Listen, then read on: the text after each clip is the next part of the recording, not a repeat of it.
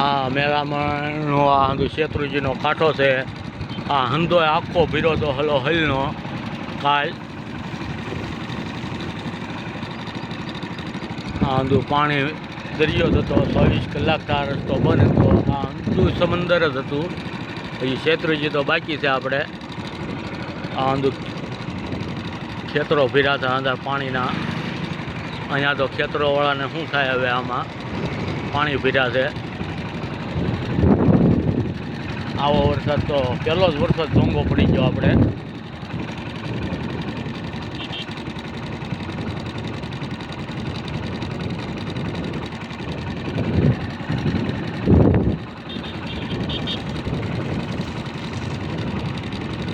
ચોવીસ કલાક આ રસ્તો બને તો અટાણે ખુલ્યો છે તો લોકોની હરીફરી થઈ રહી છે.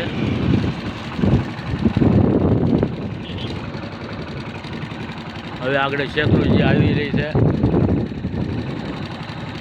શેત્રુજી આવી ગઈ છે. એ તો મેરામણ હતું. એટલું હતાણ કરે તે આમાં તો ખટારો પણ ન નીકળે. તમે તો જોયું ઓલી સ્કૂલ બસ આપણે ઓલી અણાઈ ગઈ આંખી હતી તેણે. તો આ શેત્રુજી હાલી જાય છે. હવે આપણે આ શેત્રુજી આ પુલમાંથી જઈને જાતી હોય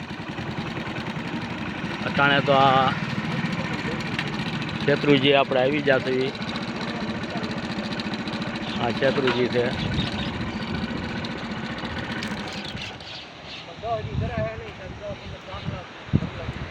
આ શેત્રુજી છે. આખી નદી હાલી જાય છે. આપણે શેત્રુજી આ રેલ આંખે એટલે આની પુલ ઉપરથી પાણી જતું હોય ને ઠેઠ ફીફાત લગણ પાણી અડી જાય. આમ પહેલાં લગણ અડી જાય. 24 કલાકથી આ રસ્તો બને તો અટાણે આ નદી થોડી ઉતરી છે.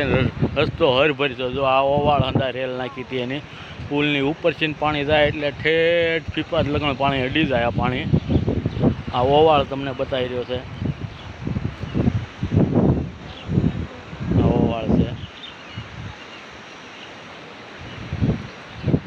આ શેત્રુજી સીધી પાલતાણાના ડેમમાં જાય. મેરામણ તો તમે જોઈ લીધું. નાનું અમથું હતું પણ એની અંદર છે ને કોઈ પાર ન થઈ શકે. લક્ઝરી હોય તો ખટારો હોય તો ગમે એ હોય. 24 કલાકનો રસ્તો બને તો કાલ અમે પણ રોકાઈ ગયા હતા. કાલના નીકળ્યા હતા. અટાણે અમે ઘરે જઈશું. શું કરે પણ ભોગો અટવાઈ ગયા એટલે એકબીજાના ઘરે રોકાઈ ગયા હતા. અને કોકો રોડના કાંઠે હતા. આખી રાત લગન અટાણે રસ્તો ખુલ્લો થયો છે. આપણે તો ભોગોની અવર જવર થઈ રહી છે હવે.